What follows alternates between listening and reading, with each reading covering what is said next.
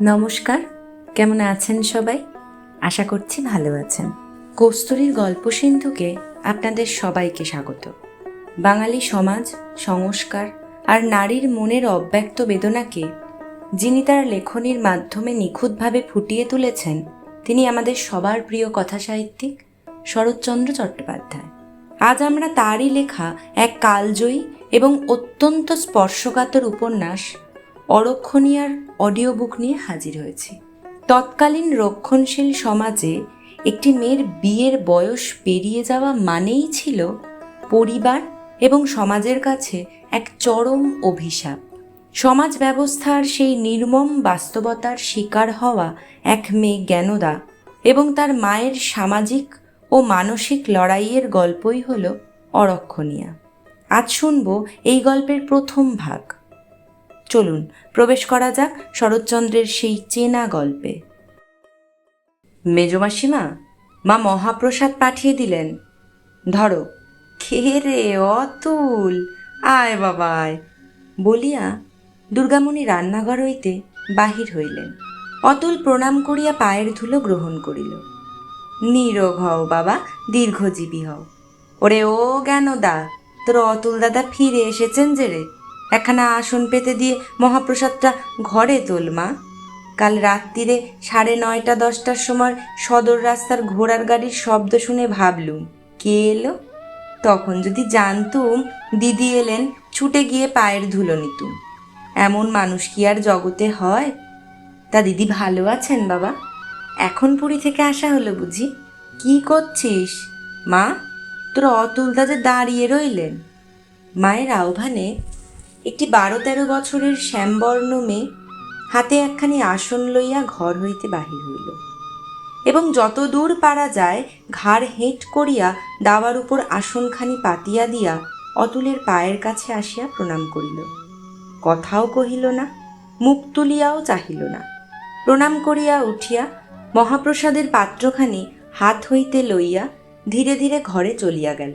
কিন্তু একটু ভালো করিয়া দেখিলেই দেখিতে পাওয়া যাইত, যাবার সময় মেয়েটির চোখ মুখ দিয়া একটা চাপা হাসি যেন উছলিয়া পড়িতেছিল। আবার শুধু মেয়েটিই নয়, এদিকেও একটুখানি নজর করিলে চোখে পড়িতে পারিত এই সুশ্রী ছেলেটিরও মুখের উপর দীপ্তি খেলিয়া একটা অদৃশ্য তড়িৎ প্রবাহ মুহূর্তের মধ্যে মিলাইয়া গেল। অতুল আসনে বসিয়া তীর্থপ্রবাসের গল্প বলিতে লাগিল। তাহার বাপ একজন সেকেলে সদরওয়ালা ছিলেন। অনেক টাকা কড়ি এবং বিষয় সম্পত্তি করিয়া পেনশন লইয়া ঘরে বসিয়াছিলেন। বছর 4 হইল ইহলোক ত্যাগ করিয়া গিয়াছেন। বিয়ে এক্সামিন দিয়া অতুল মাস 2 পূর্বে মাকে লইয়া তীর্থ পর্যটনে বাহির হইয়াছিল।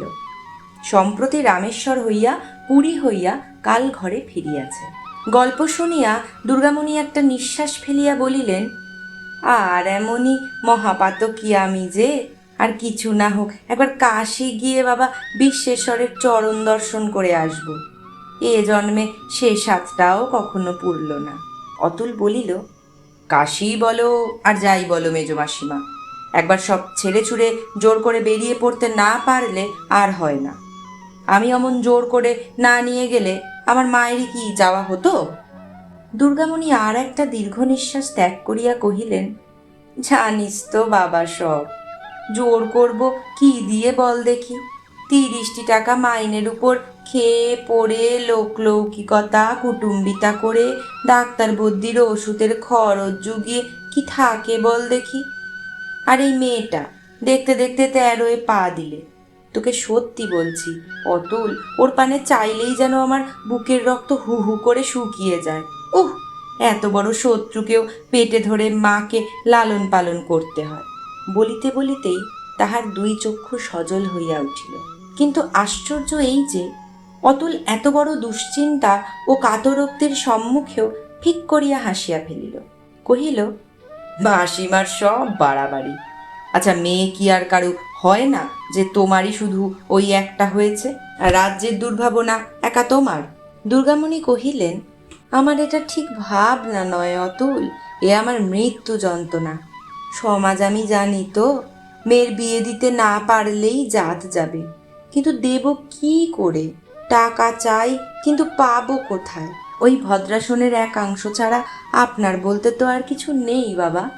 ৮ ঘণ্টা পূর্বে এই মেয়েটাকেই উপলক্ষ করিয়া স্বামী স্ত্রীতে কলহ হইয়া গিয়াছিল। স্বামী অর্ধভুক্ত ভাতের থালা ফেলিয়া রাখিয়া অফিসে চলিয়া গিয়াছিলেন। সেই ব্যথা দুর্গামণির মনে আলোকিত হইয়া উঠিল এবং টপ টপ করিয়া দুফোঁটা চোখের জল গাল বাহিয়া কোলের উপর ঝরিয়া পড়িল। হাত দিয়া মুছিয়া ফেলিয়া বলিলেন, আর জন্মে কত স্ত্রী হত্যা ব্রহ্ম হত্যা করেছিলুম অতুল, যে এ জন্মে মেয়ে পেটে ধরেছি। না সেজো মাসিমা, আমি উঠলুম, নইলে তুমি থামবে না। দুর্গামণি আর একবার চোখ মুছিয়া লইয়া কহিলেন, না বাবা, একটু বসো, দুদণ্ড তোর কাছে কাঁদলেও বুকটা হালকা হয়। তাই বলি, ভগবান, হতভাগীকে আমার কোলেই যদি পাঠালে, রংটা একটু ফর্সা করেই পাঠালে না কেন? কালো বলে কেউ যে ওকে আশ্রয় দিতেই চায় না, সবাই যে চায় সুন্দরী মেয়ে। ওরে পোড়া সমাজ, তুই কুল শীল স্বভাব চরিত্র কিছুই যদি দেখবি নে, মেয়ে শুধু কালো বলেই তাকে ঘরে ঠাঁই দিবি নে, তবে সে মেয়ের বিয়ে না হলেই বা বাপ মায়ের দণ্ড দিবি কেন? অতুল কহিল, কালো মেয়ের কি বিয়ে হচ্ছে না? ভোমরাও কালো, কোকিলও কালো, তাদের কি আদর হয় না? এসব তো চিরকালের দৃষ্টান্ত মেজো মাসিমা। দুর্গামণি কহিলেন, তাই দৃষ্টান্তই শুধু চিরজীবী হয়ে আছে বাবা, আর কিছুই নেই। কিন্তু তাতে আর সান্ত্বনাও পাইনে, জোরও পাইনে অতুল। গিরিশ ভট্টাচার্যের মেয়ের বিয়ে চোখের উপর দেখে হাত পা যেন পেটের ভেতর ঢুকে গেছে, ঠিক আমাদের মতোই। না ছিল তার টাকার বল, না ছিল মেয়ের রূপ, তাই পাত্রের বয়সও গেল 60-এর কাছাকাছি। তার মায়ের কান্নাটা আমি আজও কানে শুনতে পাচ্ছি। অতুল সবিস্ময়ে প্রশ্ন করিল, 60-এর কাছাকাছি? বলো কি? তা হবে বই কি বাবা। হরিচক্রবর্তীর নাচ জামাই হলো ও পাড়ার নিতাই চাটুর্যে, তারই একটা 8-10 বছরের মেয়ে যে, হিসেব করে দেখো দেখি। খবর শুনিয়া অতুল স্তব্ধ হইয়া চাহিয়া রহিল। দুর্গামণি বলিতে লাগিলেন, সে মেয়ে যদি মনের ঘেন্নায় বিষ খায়, কি গলায় দড়ি দেয়, কিংবা কুলে কালি দিয়ে চলে যায়, মা হয়ে তাকে বুকের ভেতর থেকে অভিশাপ দিই কেমন করে, বলো দেখি বাবা। অতুল চুপ করিয়া রহিল। দুর্গামণি হঠাৎ তাহার হাতটা চাপিয়া ধরিয়া বলিলেন, বাবা অতুল, আজকাল সবাই বলে তোদের ছেলেদের মধ্যে দয়া ধর্ম আছে। দেখিস নে বাবা, তোদের স্কুল কলেজের কোনো ছেলে যদি নিতান্ত দয়া করেই মেয়েটাকে তার পায়ে একটুখানি ঠাঁই দেয়, তাহলে তোদের কাছে আমি মরণ পর্যন্ত কে না হয়ে থাকব। অতুল শশব্যস্তে হাত ছাড়াইয়া লইয়া তাহার পায়ের ধুলো মাথায় লইয়া আর্দ্রকণ্ঠে বলিয়া ফেলিল, কেন এত ব্যস্ত হচ্ছ মেজো মাসিমা? আমি কথা দিচ্ছি। কিন্তু কথাটা সে দিতে পারিল না। সহসা লজ্জায় তাহার কর্ণমূল পর্যন্ত রাঙা হইয়া কণ্ঠরোধ হইয়া গেল। দুর্গামণি যদিচ ইহার লক্ষ্য করিলেন না, কিন্তু আর কেহ তথায় উপস্থিত থাকিলে হয়তো সংশয় করিত। কি এমন কথাটা অতুল ঝোঁকের উপর দিতে গিয়াও এমন করিয়া থামিয়া গেল? অতুল নিজেকে সামলাইয়া লইয়া উঠিয়া দাঁড়াইল, সহজভাবে কহিল, আচ্ছা, খুব চেষ্টা করব। কই রে জ্ঞানদা, একটা পান টান দে না, বাড়ি যাই। দুর্গামণি রাগিয়া চিৎকার করিলেন, তোর অতুলদারে একটা পান দে না। গেনি, মুখ পোড়া মেয়ের না আছে রূপ, না আছে গুণ, বলি এসব কথাও কি শেখাতে হবে? মহাপ্রসাদ নিয়ে সেই যে ঘরে ঢুকলি আর বেরুলে নে, শিগগিরি পান নিয়ে আয়। আচ্ছা, আমি নিজেই গিয়ে পান নিচ্ছি, কোন ঘরে রে জ্ঞানদা? বলিয়া উচ্চকণ্ঠে সাড়া দিয়া অতুল শোবার ঘরে গিয়া প্রবেশ করিল। সম্মুখে পানের শয্যা লইয়া মেয়েটি চুপ করিয়া বসিয়াছিল। অতুল ঘরে ঢুকিয়াই গম্ভীর হইয়া বলিল, মেজমাসিমা বলছেন মুখপোড়া গেনির না আছে রূপ, না আছে গুণ, তাকে একটা 60 বছরের বুড়োর সঙ্গে বিয়ে দিতে হবে। জ্ঞানদা জবাব দিল না। অবনত মুখে বাটা হইতে গোটা 2 পান লইয়া হাত উঁচু করিয়া ধরিল। অতুল পিছনে আসিয়া হাত হইতে পান লইয়া কহিল, কিন্তু পান সাজা ভালো হলে এবার মাপ করা হবে, 60কে কমিয়ে না হয় এবার 20-21 দাঁড় করানো যাবে। জ্ঞানদা লজ্জায় মাথাটা ঝুঁকাইয়া প্রায় বাটার সঙ্গে এক করিয়া ফেলিল। অতুল গলা খাটো করিয়া বলিল, মাসিমার কাছে আর একটু হলে বলে ফেলেছিল আর কি। আচ্ছা, বেলা হলো, চললুম। জ্ঞানদা ইহারও প্রত্যুত্তর করিল না। সেই যে জড়সড় হইয়া মাথা হেঁট করিয়া বসিয়াছিল তেমনি বসিয়া রহিল। কথা কওয়া হলো না। আচ্ছা বলিয়া অতুল মেয়েটির ভিজা এলো চুলের একগোছা টানিয়া দিয়া বলিল, কিন্তু আসছে হরিচক্রবর্তীর মতন একটা বুড়ো, চললুম। বলিয়া হাসিতে হাসিতে ঘর হইতে বাহির হইয়া গেল। কিন্তু উঠানে পা দিয়াই চেঁচাইয়া উঠিল, মেজমাসিমা, জ্ঞানর জন্য বোম্বাই থেকে মা একজোড়া চুড়ি কিনেছিল, বাইরে এসে দেখো। কই দেখি বাবা বলিয়া দুর্গামণি পুনরায় রন্ধনশালা হইতে বাহির হইলেন। অতুল পকেট হইতে দুগাছি চুড়ি বাহির করিয়া মেলিয়া ধরিল। তাহার রং এবং কারুকার্য দেখিয়া দুর্গামণি অত্যন্ত পুলকিত চিত্তে দাতার ভুয়ো ভুয়ো যশগান করিতে লাগিলেন। চুড়ি দুগাছি কাঁচের বটে, কিন্তু সেরূপ মূল্যবান বাহারে চুড়ি পাড়াগায় কেন কলিকাতাতেও তখনও আমদানি হয় নাই। বস্তুত তাহার গঠন, চাকচিক্য এবং সৌন্দর্য দেখিয়া মায়ের নাম করিয়া অতুল নিজের টাকাতেই বোম্বাই হইতে ক্রয় করিয়া আনিয়াছিল। মায়ের টাকা ডাকিতে জ্ঞানদা বাহির হইয়া আসিল এবং নিঃশব্দ নতমুখে স্নেহের এই প্রথম উপহার হাত পাতিয়া গ্রহণ করিতে গিয়া তাহার অঞ্জলিবদ্ধ হাত দুটি কাঁপিয়া গেল। তারপর দাতার পায়ের কাছে নমস্কার করিয়া সে ধীরে ধীরে প্রস্থান করিল। সে একটি কথাও কহে নাই, কিন্তু আজ তাহার অন্তরের কথা অন্তর্যামী জানিলেন। শুধু পিছনে দাঁড়াইয়া এই দুটি মানুষ ক্ষণকালের জন্য সস্নেহে মুগ্ধ নেত্রে এই কিশোরীর অনিন্দ গঠন ও গতিভঙ্গির প্রতি চাহিয়া রহিলেন। বড় ভাই গোলকনাথ মারা গেলে তার বিধবা পত্নী স্বর্ণমঞ্জরী নির্বংশ পিতৃকুলের যৎসামান্য বিষয় আশয় বিক্রয় করিয়া হাতে কিছু নগদ পুঁজি করিয়া কনিষ্ঠ দেবর অনাথনাথকেই আশ্রয় করিয়াছিলেন। তাহারই বিষের অসহ্য জ্বালায় হিতাহিত জ্ঞানশূন্য হইয়া মেজ ভাই প্রিয়নাথ গত বৎসর ঠিক এমন দিনে ছোট ভাই অনাথের সঙ্গে বিবাদ করিয়া উঠানের মাঝপথে একটা প্রাচীর তুলিয়া দিয়া পৃথগণ্য হইয়াছিলেন এবং মাঝখানে একটা কপাট রাখার পর্যন্ত প্রয়োজন অনুভব করেন নাই। তখন রঙ্গ দেখিয়া বিধাতা পুরুষ নিশ্চয়ই অলক্ষ্যে বসিয়া হাসিতেছিলেন, কারণ একটা বৎসরও কাটিল না প্রাচীরের সমস্ত উদ্দেশ্য নিষ্ফল করিয়া দিয়া সেদিন প্রিয়নাথ 7 দিনের জ্বরে প্রায় বিনা চিকিৎসায় প্রাণত্যাগ করিলেন। মৃত্যুর আগের দিনটায় মরণ সম্বন্ধে যখন আর কোথাও কিছুমাত্র অনিশ্চয়তা ছিল না এবং তাই দেখিতে সমস্ত গ্রামের লোক পিলপিল করিয়া বাড়ি ঢুকিয়া ঘরের দরজার সম্মুখে ভিড় করিয়া দাঁড়াইয়া অস্ফুটে কলকণ্ঠে হাহুতাশ করিতেছিল, তখন প্রিয়নাথের একেবারে সংজ্ঞালোপ হয় নাই। অতুল গ্রামে ছিল না। কলিকাতার মেসে ওই দুঃসংবাদ পাইয়া আজ ছুটিয়া আসিয়া উপস্থিত হইয়াছিল।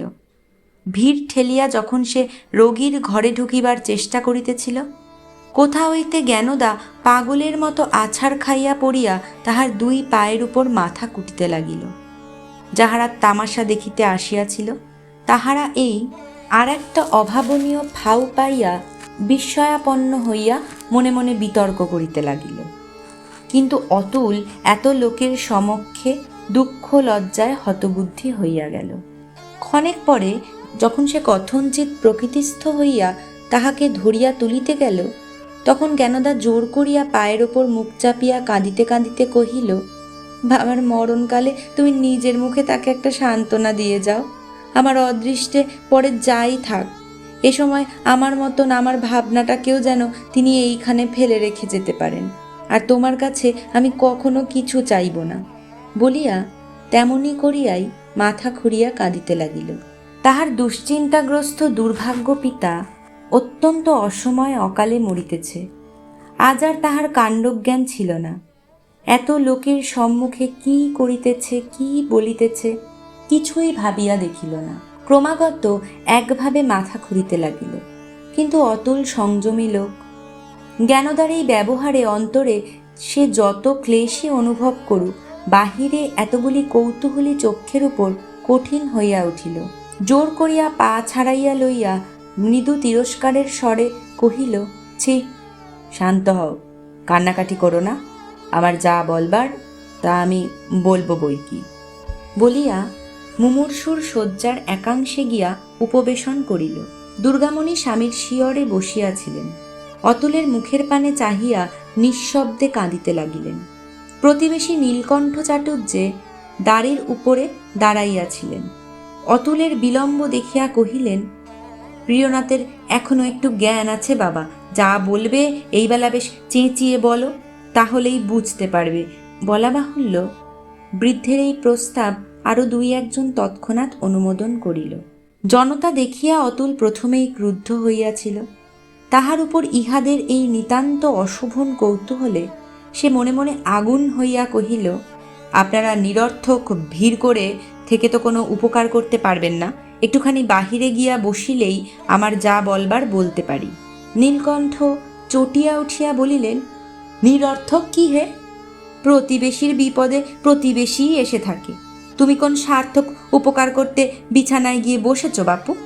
অতুল উঠিয়া দাঁড়াইয়া দৃঢ়স্বরে কহিল, আমি উপকার করি না করি, আপনাদের এমন করে বাতাস আটকে অপকার করতে আমি দেব না।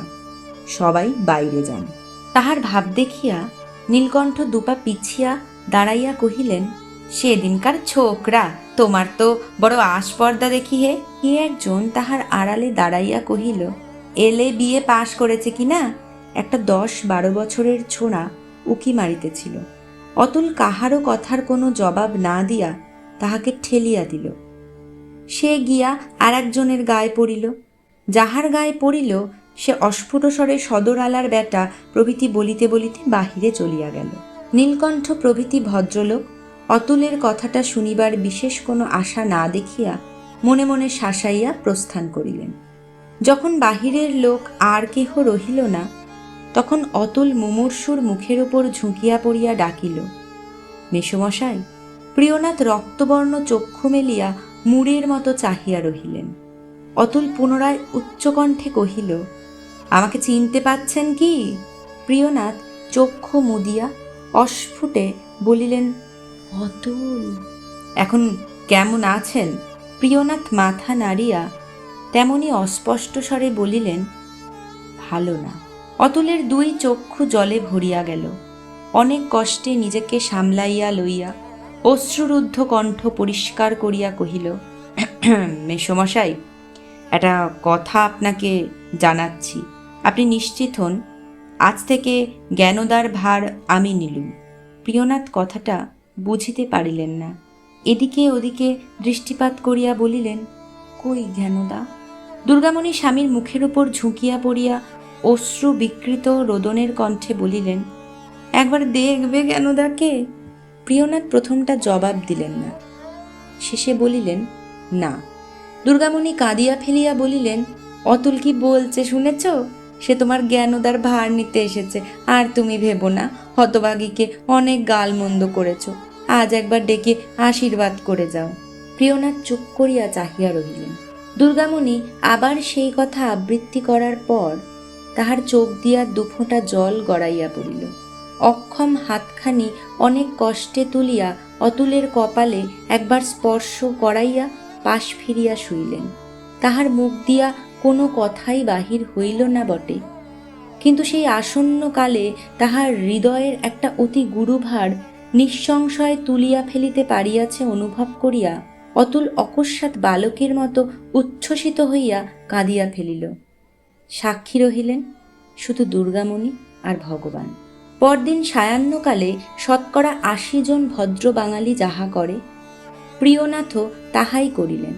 অর্থাৎ অফিসের 30 টাকা চাকরির মায়া কাটাইয়া 26 বৎসরের বিধবা ও 13 বৎসরের অনুরা কন্যার বোঝা তদপেক্ষা কোনো এক দুর্ভাগ্য আত্মীয়ের মাথায় তুলিয়া দিয়া 36 বছর বয়সে প্রায় বিনা চিকিৎসায় 56 বৎসরের সমতুল্য একটা জীর্ণ কঙ্কালসার দেহ তুলসী বেদিমূলে পরিত্যাগ করিয়া গঙ্গা নারায়ণ ব্রহ্ম নাম শুনিতে শুনিতে বোধ করি বা হিন্দুর বিষ্ণুলোকেই গেলেন। ছোট ভাই অনাথকে বাধ্য হইয়া প্রাঙ্গণের প্রাচীরে একটা দ্বার ফুটাইতে হইল। অগ্রজের শ্রাদ্ধ শান্তি হইয়া গেলে 15-16 দিন পরে একদিন তিনি অফিসে যাইবার মুখে চৌকাঠের উপর দাঁড়াইয়া পান চিবাইতে চিবাইতে বলিলেন, আর না বললে তো নয় বৌঠান, বুঝতে তো সবই পারো। খেতে তোমাকে একবেলা এক মুঠো দিতে আমি কাতর নই। তা দাদা আমার সঙ্গে যতই কেন না কুব্যবহার করে যান, কিন্তু এত বড় মেয়ের বিয়ের ভার তো আমি আর সত্যি সত্যি নিতে পারি নে। শুনতেই আমার 150 টাকা মাইনে, কিন্তু কাচ্চা বাচ্চা তো কম নয়। তাছাড়া আমার নিজের মেয়েটাও 12 বছরে পড়ল, দেখতে পাচ্ছ তো।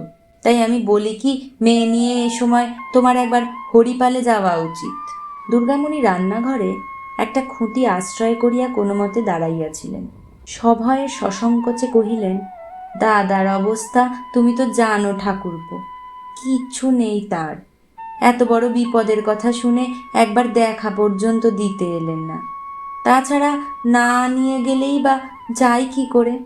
বড় বউ স্বর্ণমঞ্জরী দেবরের পার্শ্বে প্রাচীরের আড়ালেই দাঁড়াইয়াছিলেন। একটুখানি গলা বাড়াইয়া কহিলেন, দাদার অবস্থা ভালো নয় জানি, কিন্তু তোমার দেওরটি কোন লাট সাহেব মেজ বউ, আর ওই শুনতেই 150, কিন্তু যা করে আমি সংসার চালাই তা আমি তো জানি। আর তাও বলি, অত বড় ধুমসো মেয়ে তোমার ঘাড়ে, কে তোমাকে যেচে ঠাঁই দিতে যাবে বলো দেখি। কিন্তু তা বলে মান অভিমান করে বসে থাকলে তো চলে না।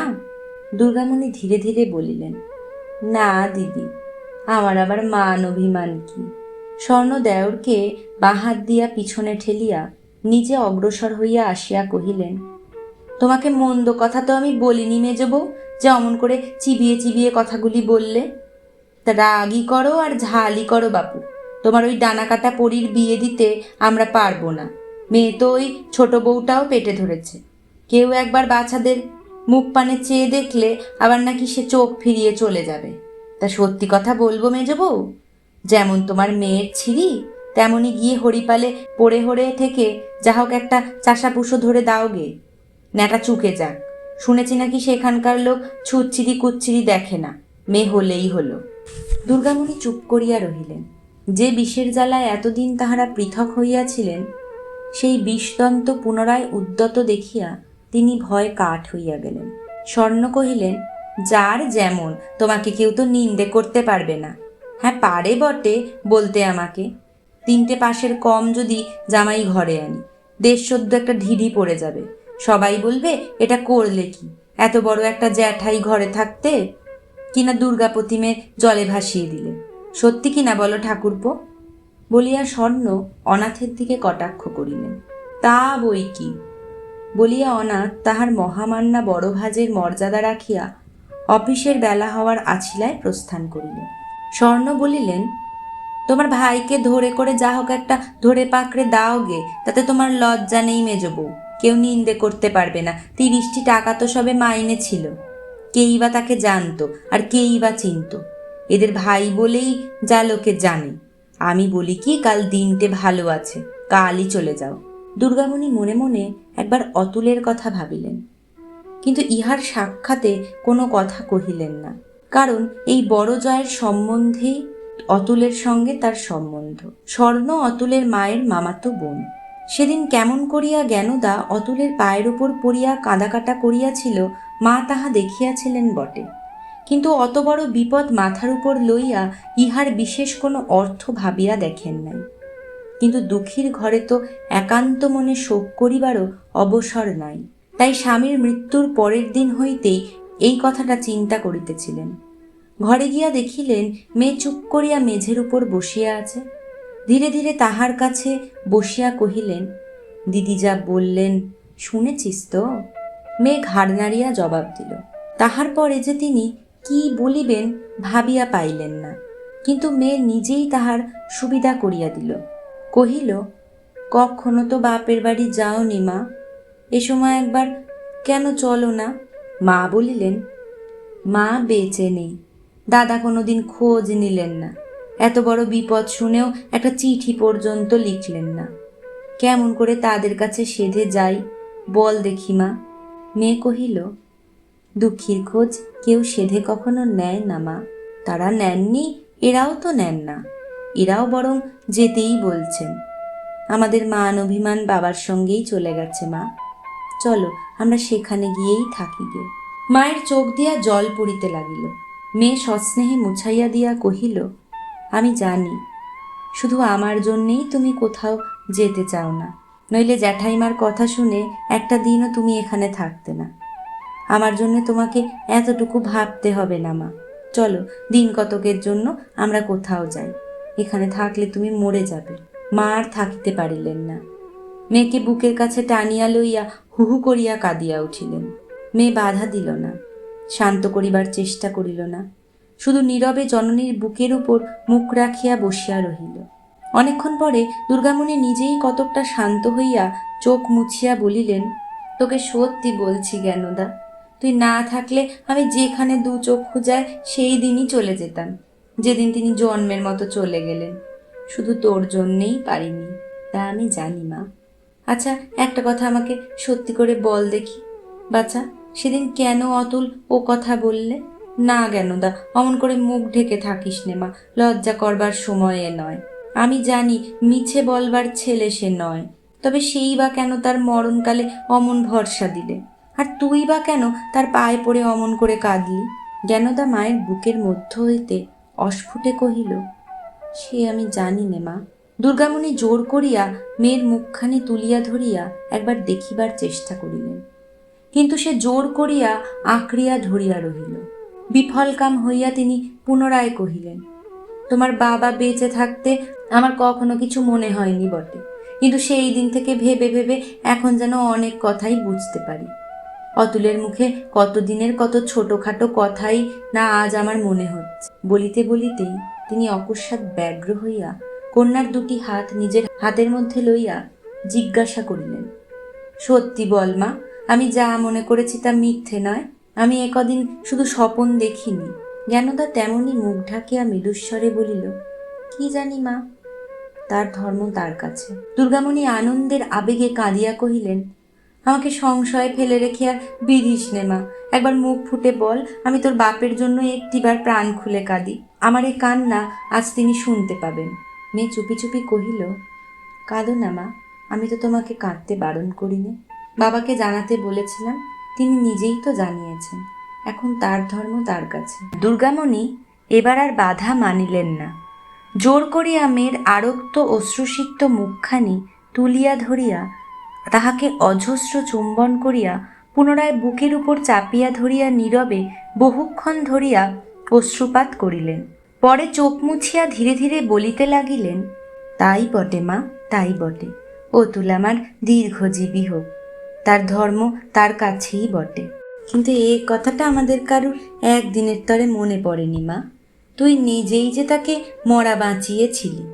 সে বছর লোকে বললে বেরি বেরি রোগ, তা সে যে রোগই হোক, ফুলে ফেটে ঘা হয়ে আগে তার মা, তারপরে অতুল। অতুলের তো কোনো আশাই ছিল না। পচা গন্ধে ভয় কেউ যখন তাদের অধিক মারাতো না, তখন তুই এতটুকু মেয়ে হয়ে তুই জমের সঙ্গে দিবারাত্রি লড়াই করে তাকে ফিরিয়ে এনেছিলি। সে ধর্ম সে কি না রেখে পারে? সাবিত্রীর মতো যাকে জমের হাত থেকে তুই ফিরিয়ে এনেছিলি, তাকে কি ভগবান আর কারুর হাতে তুলে দিতে পারেন? এ ধর্ম যদি না থাকে তবে চন্দ্র সূর্য এখনো উঠছে কেন? একটুখানি মৌন থাকিয়া পুনরায় পুলকিত চিত্তে বলিতে লাগিলেন, এখন যেখানে আমাকে বলিস সেইখানেই যাব, কিন্তু তুই তো তার মত না নিয়ে যেতে পারিস নে বাছা। তাই বটে, তাই বটে। তাই বাবা আমার ফিরে এসেই সকাল হতে না হতে দুগাছি চুড়ি দেবার ছল করে মাকে আমার দেখতে এসেছিল। ওগো, আর একটা বছর কেন তুমি বেঁচে থেকে চোখে দেখে গেলে না? বলিয়া তিনি উচ্ছ্বসিত ক্রন্দন বস্ত্রাঞ্চল দিয়া রোধ করিলেন। বলি, মেজ বউ। দুর্গামণি তাড়াতাড়ি মেয়েকে বুক হইতে ঠেলিয়া দিয়া চোখটা মুছিয়া লইয়া সাড়া দিলেন। কেন দিদি? বড় বউ একবার ঘরের ভিতর দৃষ্টিপাত করিয়া কঠিন স্বরে বলিলেন, তোমাদের না হয় শোকের শরীরে খিদে তেষ্টা নেই, কিন্তু বাড়ির আর সবাই তো উপোস করে থাকতে পারে না। বেরিয়ে একবার বেলার দিকে চেয়ে দেখো দেখি। দুর্গামণি শশব্যস্তে ঘরের বাহিরে আসিয়া দাঁড়াইলেন। বেলার দিকে চাহিয়া লজ্জিত মুখে মেয়ের নাম করিয়া কি একটুখানি জবাবদিহি করিতেই স্বর্ণমঞ্জুরি তীক্ষ্ণভাবে বলিলেন, বেশ তো, হেসেলটা চুকিয়ে দিয়ে মেয়েকে কাছে বসিয়ে সারাদিন বোঝাও না। আমি কথাটিও কব না, কিন্তু আমার ছেলে মেয়েগুলো যে পিত্তি পড়ে মারা যাবে। না বাপু, এমন ধারা সব অনাথ সৃষ্টি কাণ্ড আমি সইতে পারবো না বলিয়া নিঃসন্তান বড় বউ ছোট বধূর সন্তানদের প্রতি মাতৃস্নেহের পরাকাষ্ঠা প্রদর্শন করিয়া উত্তরের জন্য প্রতীক্ষা না করিয়াই চলিয়া গেলেন। অনাথের সংসারে পুনরায় প্রবেশ করা অবধি দুর্গাকেই রান্নাঘরের সমস্ত ভার গ্রহণ করিতে হইয়াছিল। তাহাতে বড় বউ এবং ছোট বউ উভয়ই সমস্ত দিনব্যাপী ছুটি পাইয়া, একজন পাড়া বেড়াইয়া এবং খরচপত্র অত্যন্ত বেশি হইতেছে বলিয়া কোন্দল করিয়া, এবং আর একজন ঘুমাইয়া নোবেল পড়িয়া গল্প করিয়া দিন কাটাইতেছিলেন। অনাথ 8:30টার ডেইলি প্যাসেঞ্জার। ভোরে উঠিয়া যথাসময় তাহার আহার প্রস্তুত করিয়া দেওয়া এ বাটিতে একটা নিদারুণ অশান্তির ব্যাপার ছিল। এই লইয়া বড় এবং ছোট যায় প্রায়ই কথা কাটাকাটি এবং মন কষাকষি চলিত। একদিন এই হাঙ্গামা হইতে নিস্তার পাইয়া উভয়ের মধ্যে অনেক দিনের পর আবার একটা ভালোবাসার গ্রন্থি বন্ধনের সূচনা হইতেছিল। কিন্তু আজ সকালে হঠাৎ সেই বাঁধনটা আর একবার ছিঁড়িয়া যাইবার উপক্রম হইল। তাহার কারণ এই যে বেলা 7টা বাজে এবং ঝি আসিয়া সদ্য নিদ্রোত্থিত ছোটবধূকে জানাইল যে কয়লার উনানে আঁচ উঠিয়া গিয়াছে, একটু তৎপর হইয়া রান্না চাপাইয়া দেওয়া আবশ্যক। ছোট বউ বিরক্ত হইয়া জিজ্ঞাসা করিল, কেন, মেজদি কি করছে? বেলা 7টা বাজে, আজ বুঝি তার সে হুঁশ নেই? ঝি কহিল, হুঁশ কেন থাকবে না গা, ভোরে উঠে মায়ে জিয়ে জিনিসপত্র গোছগাছ বাঁধা ছাদা করছে। এই 8টার গাড়িতে হরিপাল না কোথায় যাবে যে। ছোট বউর কালকের কথা মনে পড়িল, কিন্তু কিছুমাত্র প্রসন্ন না হইয়া চেঁচাইয়া কহিল, যাবে বললেই যাবে নাকি? বাবুর হুকুম নিয়েছে, দিদিকে জানিয়েছে? ঝি কহিল, বাবুর কথা জানি নে ছোট বৌমা, কিন্তু বড় মা তো নিজেই তাদের আজ যেতে বলেছিল। তবে তাকেই বলো গে 8:30টার ভাত দিতে, আমি জানি নে বলিয়া ছোট বউ ক্রোধে অগ্নিমূর্তি হইয়া খানিকটা গুলগুড়ানো ঠোঁটের ভিতর পুড়িয়া গামছাটা কাঁধে ফেলিয়া খিড়কির দিকে হনহন করিয়া চলিয়া গেল। ঝি বলিল, থাকলে তো বলবো তিনি গেছে গঙ্গার চান করতে বলিয়া সে নিজের কাজে চলিয়া গেল। ছোট বউকে ফিরিতে হইল, কারণ অফিসের সাহেব তাহার রাগের মর্যাদা বুঝিবে না। হয় যা হোক 2টা সিদ্ধ করিয়া দিতে হইবেই, না হয় স্বামীকে ঠিক সময়ে অভুক্ত যাইতে হইবে। 2টোর একটা অপরিহার্য। ছোট বউ ফিরিয়া আসিয়া দুর্গামণির দরজার সম্মুখে দাঁড়াইয়া তীক্ষ্ণ কণ্ঠে কহিল, যাবেই তো, কিন্তু এমন খেলমি না করে গেলেই কি হতো না মেজদি? এই অভাবনীয় আক্রমণে দুর্গামণি অবাক হইয়া গেলেন। ছোট বউ কহিল, আমরা কেউ জানি নে, তোমরা সকালেই যাবে, তিনি গেছেন গঙ্গা নাইতে, আমি তো এই উঠছি, টাইমের ভাত কি করে দিই বলো দেখি, প্রাতপ্যের নাম হই মাসিমারা বলিয়া অতুল বারান্দায় আসিয়া দাঁড়াইল।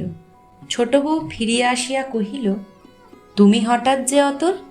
অতুল কলিকাতার মেশে থাকে, সেখানে চিঠি পাইয়া ছুটাছুটি করিয়া এইমাত্র আসিয়া জুটিয়াছে, এখনো বাড়ি যায় নাই। কহিল, মেজ মাসিমা হরিপালে গঙ্গা যাত্রা করবেন, আর শেষ দেখাটা একবার দেখতে আসবো না। হরিপাল অর্থাৎ ম্যালেরিয়ার ডিপো। তা এই আশ্বিনের শুরুতে এমন সুবুদ্ধিটা তোমাকে কে দিলে বলো দেখি মেজ মাসিমা? বাহ, বাধা চাঁদা একেবারে কমপ্লিট যে বলিয়া সে সহাস্যে ঘরের মধ্যে দৃষ্টি নিক্ষেপ করিতেই এক প্রান্ত হইতে একজোড়া জল ভরা আরক্ত চক্ষুর টেলিগ্রাফ পাইয়া স্তব্ধ হইয়া থামিল। ছোট বউ প্রশ্ন করিলেন, তুমি কি করে খবর পেলে অতুল? আমি? বাহ বলিয়া অতুল তাহার কৈফত শেষ করিল। অকস্মাৎ প্রাঙ্গণের কোনো একটা অনির্দিষ্ট স্থান হইতে স্বর্ণমঞ্জুরির কণ্ঠস্বর শব্দভেদী বাণের মতো আসিয়া প্রত্যেকের কানে বিঁধিল। অর্থাৎ তিনি গঙ্গা স্নানের শান্ত সূচি হইয়া বাটিতে পা দিয়াই ঝির মুখে কয়লার উনুনের খবর পাইয়াছিলেন। সুতরাং মেজজায়ের সদ্য বৈধব্যের যথার্থ হেতুটা মুক্তকণ্ঠে বলিতে বলিতে আসিতেছিলেন। 4 পো পূর্ণ না হলে কি ভগবান কারুর এমন সর্বনাশ করেন? করে না, এ তার ধর্মের সংসার, এখানে অধর্ম হবার জো নেই। সোজা চলিয়া আসিয়া চৌকাটের ভিতরে একটা পা দিয়া কহিলেন, মতলবটা তোমার এই মেজ বউ? না খেয়ে উপোস করে ছোট কর্তা অফিস যাক, সন্ধেবেলা পিত্তি পড়ে জ্বর হয়ে বাড়ি ফিরে আসুক, তারপর নিজের যেমন হয়েছে তেমনই সর্বনাশ আরও একজনের হোক। দুর্গামণি মনে মনে শিহরিয়া কহিলেন, এ কপাল যার পুড়েছে দিদি, সে অতি বড় শত্রুর জন্যেও অমন কামনা করে না। কিন্তু কি করেছি তোমার যে এত কটু কথা আমাকে উঠতে বসতে শোনাচ্ছ? স্বর্ণ হাত নাড়িয়া মুখ অতি বিকৃত করিয়া কহিলেন, কচি খুকি যে, আমাকে বলতে হবে কি করেছ? 7:30 বাজে, টাইমের ভাত রাঁধবে কে? অতুল এতক্ষণ অবাক হইয়া শুনিতেছিল।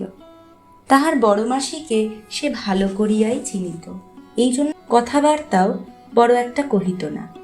কিন্তু এখন আর সহ্য করিতে না পারিয়া নিজেই প্রশ্নের জবাব দিয়া বসিল। কহিল, সত্যি কথা বললে তুমি রাগ করবে মাসিমা, কিন্তু কপাল নেহাত না পুড়লে আর কেউ তোমাদের ভাত খেতে আসে না, সে কথা তোমরাও জানো, পাড়ার আর 5 জনেও জানে। কিন্তু আজ যাবার দিনটায় হতভাগিনীদের একটুখানি মাপ করলে তোমাদের মহাভারত অশুদ্ধ হয়ে যেত না মাসিমা। হঠাৎ অতুলের কথার ঝাঁঝে 2 জায়েরই বিস্ময়ের অবধি রহিল না। মিনিটখানেক কাহারও মুখ দিয়া কথা বাহির হইল না। তারপরে স্বর্ণ কহিলেন, কলকাতা থেকে তুই কি আমাদের সঙ্গে ঝগড়া করতে এসে হাজির হয়েছিস নাকি রে? ছোট বউ বলিল, ঝগড়া করতে আসবে কেন দিদি? ওর মেজো মাসিকে আমরা হরিপালে গঙ্গা যাত্রা করাচ্ছি, ও তাই যে শেষ দেখাটা দেখতে এসেছে। ও তাই বটে? ছোট বউ কহিল, তাই দিদি, তাই তখন থেকে ভাবছি, আমরা বাড়ির লোক কেউ জানলাম না, তোমার বোনপটি কলকাতায় বসে জানলে কি করে? তাহলে লোকে যা বলে তা মিথ্যে নয় দেখছি। স্বর্ণ ক্রোধে দিগ্বিদিক জ্ঞানশূন্য হইয়া চেঁচাইয়া বিদ্রুপ করিয়া একটা কাণ্ড করিয়া তুলিলেন। বলিতে লাগিলেন, বেশ তো বাছা, এতই যদি দরদ জন্মে থাকে, তোমার শাশুড়ি মাসিকে গঙ্গা যাত্রা করাবে কেন? ঘরেই নিয়ে যাও না, গা শুদ্ধ লোক বাহবা বাহবা করবে এখন। তাহার বিষের জ্বালায় অতুলেরও মাথা বেঠিক হইয়া গেল। সেও বলিয়া বসিল, বেশ তো মাসিমা, তোমরা আপনার লোক, কথাটি যদি 2 দিন আগেই জেনে থাকো ভালোই তো। উনি আমার ঘরে গেলে আমি মাথায় করে নিয়ে যেতে রাজি আছি। তোমাদের গায়ের লোকগুলো তাতে বাহবা দেবে কি ছিছি করবে আমি ভ্রুক্ষেপও করিনি। কথাটা বলিয়া ফেলিয়া অতুল নিজেও যেমনি লজ্জায় আড়ষ্ট হইয়া উঠিল, তাহার গুরুজনেরাও তেমনি অসহ্য বিস্ময়ে স্তম্ভিত হইয়া রহিলেন। এ যেন অকস্মাৎ কোথা হইতে একটা প্রচণ্ড ঘূর্ণি বায়ু ছুটিয়া আসিয়া লজ্জা শরম আড়াল আবডাল সমস্তই চক্ষের পলকে ভাঙিয়া মুচড়াইয়া উড়াইয়া লইয়া মস্ত একটা ফাঁকা মাঠের মধ্যে সবাইকে দাঁড় করাইয়া দিয়া গেল। কাহারও কাছে কাহারও আর গোপন করিবার রাখিবার ঢাকিবার জায়গা রহিল না। অতুল নিঃশব্দে বাহির হইয়া গেল। যদুবাগদি গরুর গাড়ি আনিয়া কহিল, মা, সময় হয়েছে, জিনিসপত্তর কি দেবে দাও, এখন থেকে না বেরুলে স্টেশনে গাড়ি ধরতে পারা যাবে না। বলিয়া সে ঘরে ঢুকিয়া নির্দেশ মতো সম্মুখের টিনের তরঙ্গের উপর বিছানাটা তুলিয়া নিয়া ঘাড়ে করিয়া বাহির হইয়া গেল। বড় বউ ছোট বউ দ্রুত পদে প্রস্থান করিলেন। দুর্গামণি দুর্গা দুর্গা বলিয়া ঘরে তালা দিয়া মেয়ের হাত ধরিয়া নিঃশব্দে গাড়িতে গিয়া উঠিলেন। মেয়েটা মূর্ছিতের মতো মায়ের কোলের উপর চোখ বুজিয়া শুইয়া পড়িল। সমাজের এই নির্মম নিয়মের বেড়াজালে আটকে থাকা জ্ঞানদার এই অন্তহীন নীরব কান্নার কি কোনো অবসান ঘটবে? তার জীবনে কি কখনো আসবে কোনো আশার আলো? নাকি ভাগ্যের পরিহাসে তার জন্য অপেক্ষা করছে আরও বড় কোনো বিপর্যয়? কথাসাহিত্যিক শরৎচন্দ্র চট্টোপাধ্যায়ের অরক্ষণীয়া উপন্যাসের 2য় ভাগ নিয়ে আমরা খুব শীঘ্রই হাজির হব। আজকের এই প্রথম পর্বটি আপনাদের কেমন লাগলো কমেন্ট করে অবশ্যই জানাবেন। ভালো লাগলে লাইক ও শেয়ার করতে ভুলবেন না। আর পরের পর্বটি সবার আগে শুনতে চ্যানেলটি এখনই সাবস্ক্রাইব করে রাখুন। সবাই ভালো থাকুন, সুস্থ থাকুন। ধন্যবাদ।